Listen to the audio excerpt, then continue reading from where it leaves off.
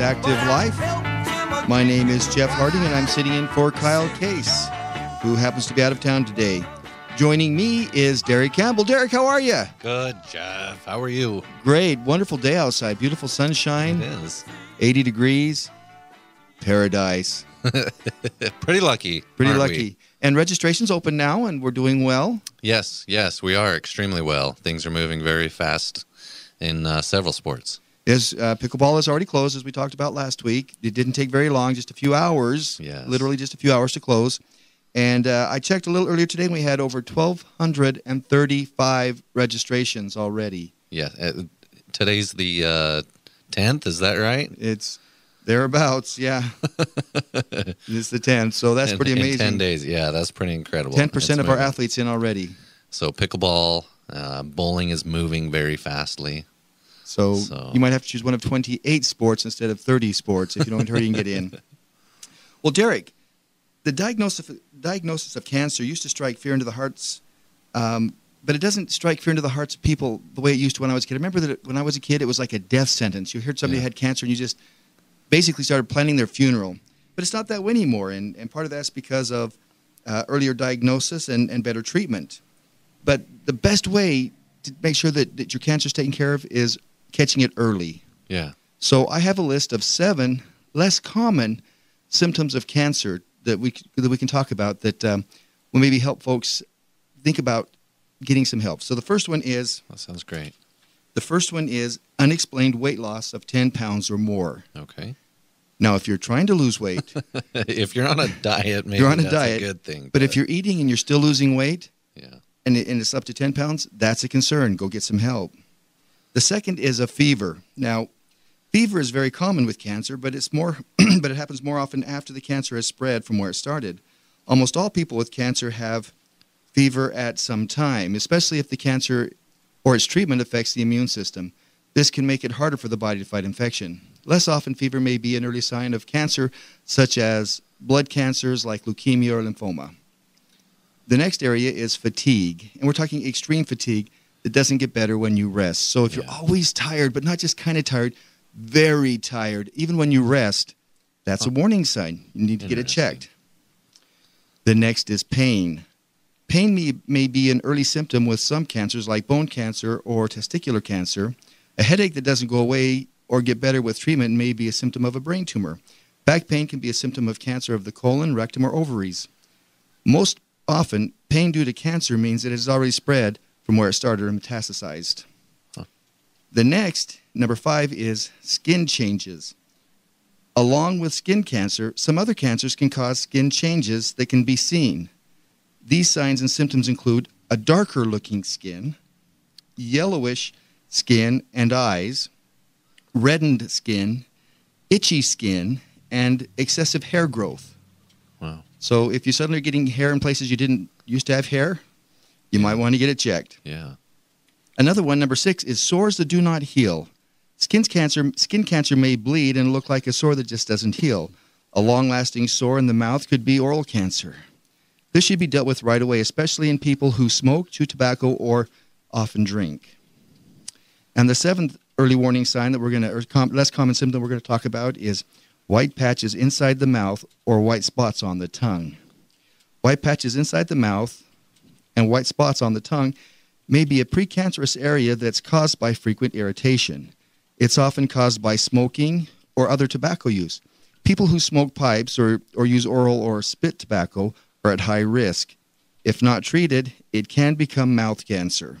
Any long-lasting mouth changes should be checked by a doctor or a dentist right away. I know our bodies try and tell us when things are wrong. You know, we've got the systems in place to have warning signs, but you don't often think of many of those as a precursor to cancer. You know, a fever, or you've got a rash, or and then there are also the more common ones that are constantly being presented to people to remind them, especially with women and breast cancer. I mean, there's signs that they say, check this for check that. Right. Do it regularly, do this, do that. Yeah, but you hear those. But these are some less common ones that we can all kind of, as I was reading through them, I said, I can relate to at least 3 of those, maybe 4. Wow. You know, but probably not to the extreme that they're talking about, but, I feel tired sometimes, and I sometimes have sores that seem to never heal, but they always heal. So Yeah. I just reject it as a cancer. Well, that's good. That's good for everybody to hear and know. I mean, you hear about people who get cancer and they found it and they're working on it, but you don't often hear about, what led to that. What were the symptoms? Why did they go to the doctor? So some of the things they should have been listening to, and there are more. I mean, these are from the American Cancer Association. You go on their website and they have more symptoms, but these were 7 less common ones, so that's why I chose these. Yeah. And speaking of surviving cancer, we have a guest who's an amazing lady who is a cancer survivor. Karen Newman is joining us from Connecticut. Karen, are you there? Yes, I am. I'm so excited. Well, we're excited to have you. I really appreciate it. So in your battle for cancer, did you have any of those symptoms, or was it something else that got you to go to the doctor? Well, what got me to go to the doctor was I found a lump in my left breast, and I was concerned, so I went to the doctor, and the doctor did a mammogram and, felt around and said it was nothing. And as the year went on, the lump got bigger, and they did a biopsy, and then I was just saying, I'm really tired for no reason. So I don't know why I have this tired feeling. But the results of the biopsy came back negative, and there were a lot of mistakes, unfortunately, in my case. So I tell everybody to please get second opinions and really to tune into those still small whispers. Like, why was I so tired? We write, you were saying a lot of times we just write these things off. Well, of course it's not cancer, I'm training for the Triathlon World Championship. That's why I'm tired, Yes. Or, I got kicked really hard in the chest, and that's why I have this lump. There's a lot of times we, make excuses for symptoms that are there. So, and we also trust the doctors, but doctors sometimes do make mistakes as great as they are. So I say fight for yourself. If something feels wrong, take a second opinion and tune into those. That's right. We are responsible for our own health care, even though we want to think the doctors are. That's not the case. We are responsible for our own health care and making sure we're getting the treatment that we need. That's absolutely correct. Now, Karen, because everybody's different. We all try to do what is correct and this, that, and the other thing, but we all can't be pigeonholed into one hole. We're all different. So working together with the team is so important. That's right. Now, before I don't want to get too much into the cancer right now. I want to get to know you a little bit better. Let the audience get to know you a little bit better. I do know you, but let the audience get to know you a little bit better. So tell us about your world of activity, of sports and athletics. I mean, I understand that when you were a child, you had a special nickname. That's right. I did. My nickname was Speedy, and my mom tells me that ever since I was a little child, I wanted to get out of my crib, and so as soon as I could jump, I guess I just jumped right on out of my crib. I fell on my head, she said, and I just started running, and I have never stopped. It is my greatest joy to get out and just run and be in this beautiful world, and I love racing, and I get a lot of thrills out of racing. I find, God when I'm running. So for me, running has just been part of my life. But, growing up way back in the 60s, we didn't really have a lot of opportunities for girls. We didn't even have track until high school. I'm so grateful that now they have track as, younger and younger for girls. And so in high school was the first time I did a sport, and that was cross country. And I just loved it. And it went on from there, to do triathlons. I used to do swim-a-thons as a child. And what's interesting is I would always do swim-a-thons for cancer, never thinking that I would actually be a cancer survivor. And I had to ride my bike everywhere because back then we had one car. And that's right. We all did. You would ride your bike. So that's right. I kind of was a triathlete and never knew it.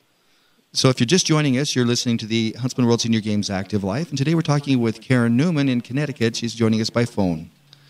Karen, tell us a little bit about what you did. It wasn't a lot of opportunity in high school, but what about college?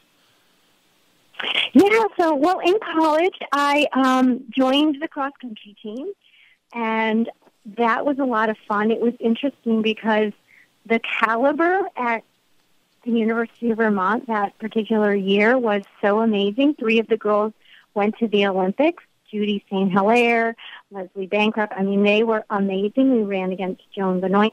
So that particular year was just incredible, and I really enjoyed myself. And then I found my husband, and then I had to work, and I didn't run until later on in my life. So, yeah, just finding sports back again as an adult, and that's why these senior games are so fantastic, because you're never too old to start a sport or get back involved. How long was it in the you stopped running in college and then you started up later in your life? How long did you take a break? Well, you know, I always ran, but just not competitively. And so when I had our last child, well, actually, I did do a triathlon kind of on a spur of the moment, which was fantastic.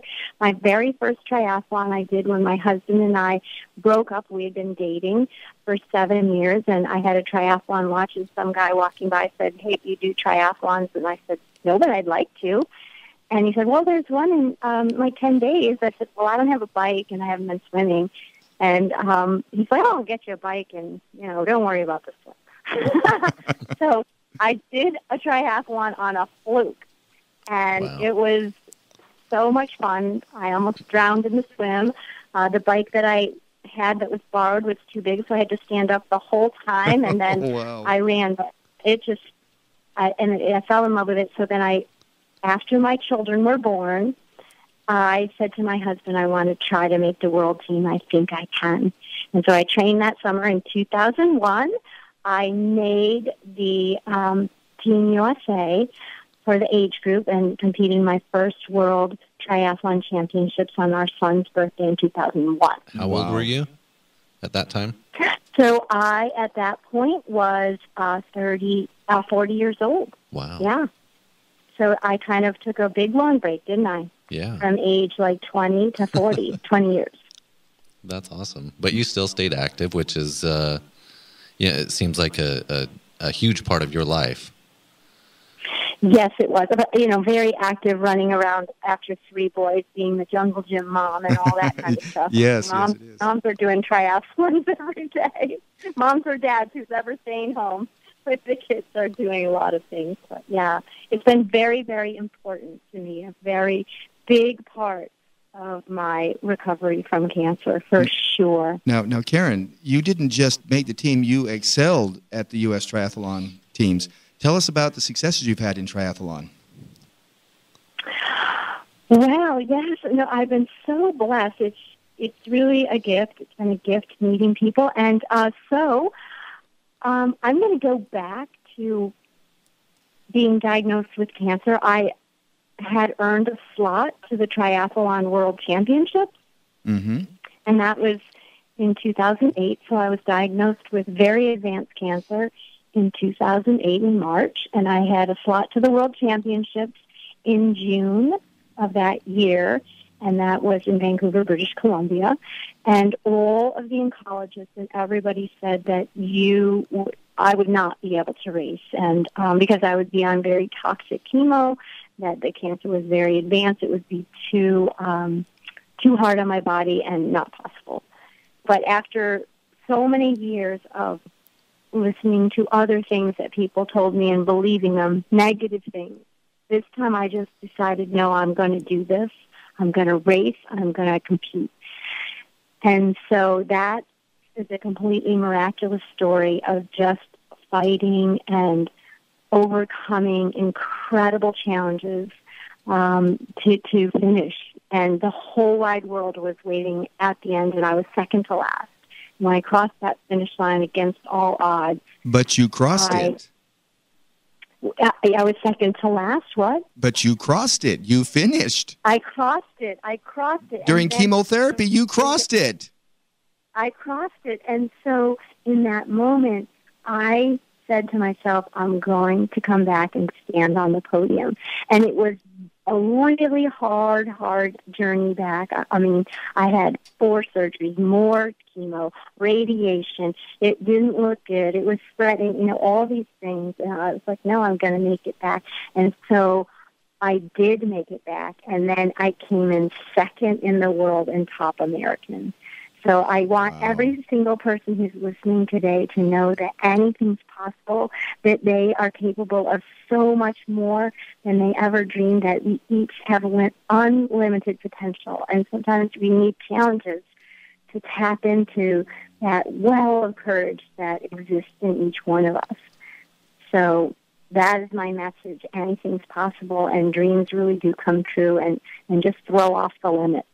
Now, give us a little bit of a timeline. So you found out the cancer. You had the cancer in 2008.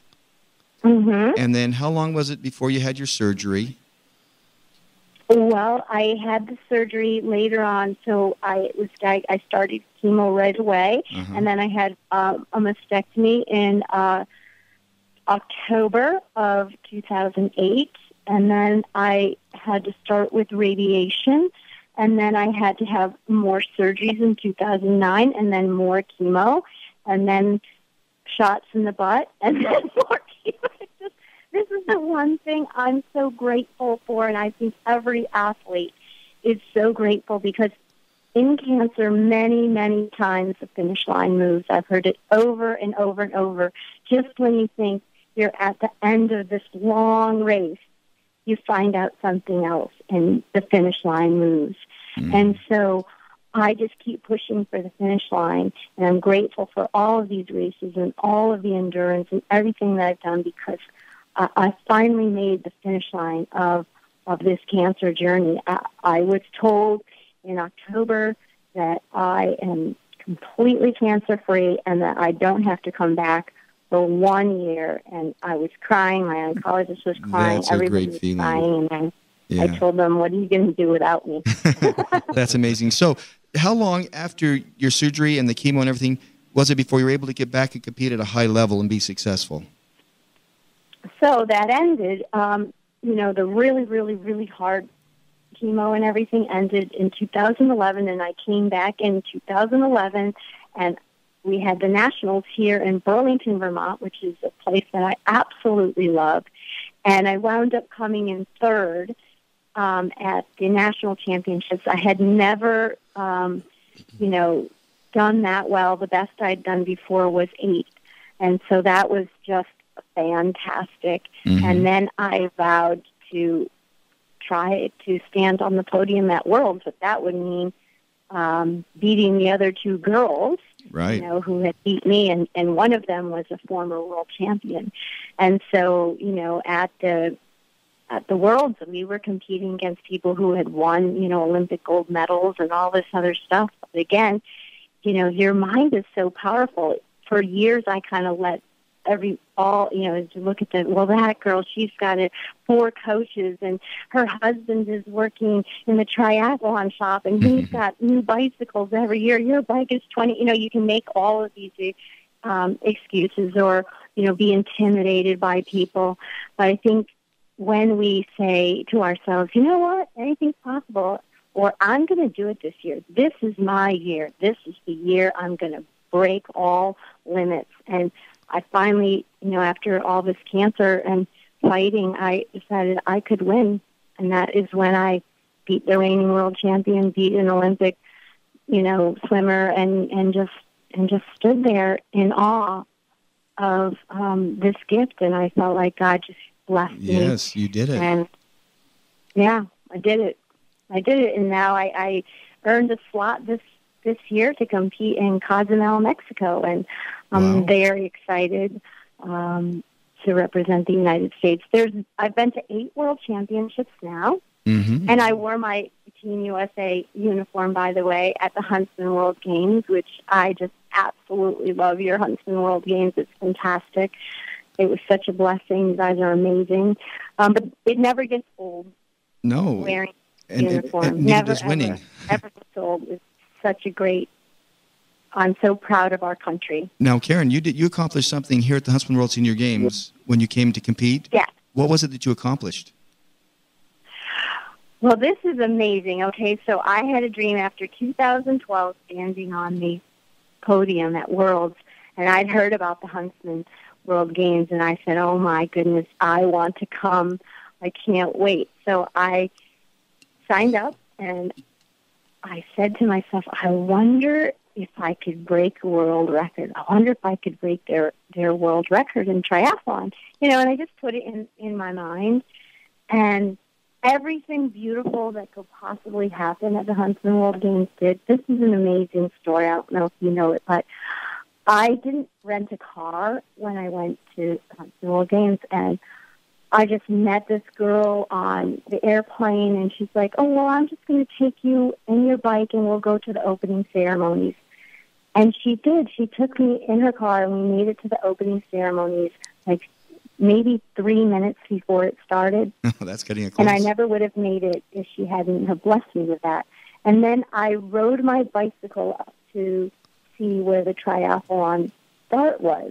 Now, that meant riding my bicycle on a highway and all this crazy stuff. And when I got there, I just happened to be talking, and this man was sitting next to me, and I said, oh, well, I'm going to have to ride my bike to the triathlon tomorrow. And he's like, what? And it was Kyle, the director. The boss, Kyle. Oh, and he's like, you're not going to ride your bike, in the morning at 4 a.m. on that highway. I'm gonna arrange for this person to pick you up. And that was such a blessing. So I came to the triathlon, so blessed. And then I just said, this is my day.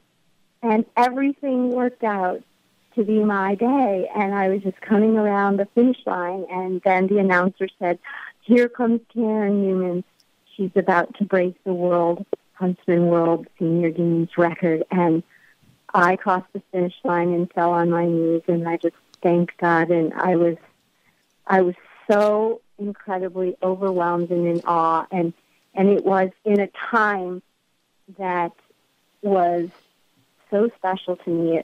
God had been showing me all the time this number. It was 111.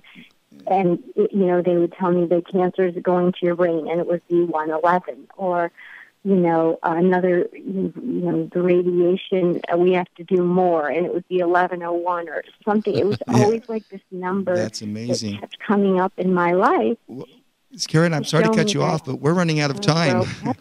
Okay. So when they said that the Huntsman World record was 111, I just knew it was all.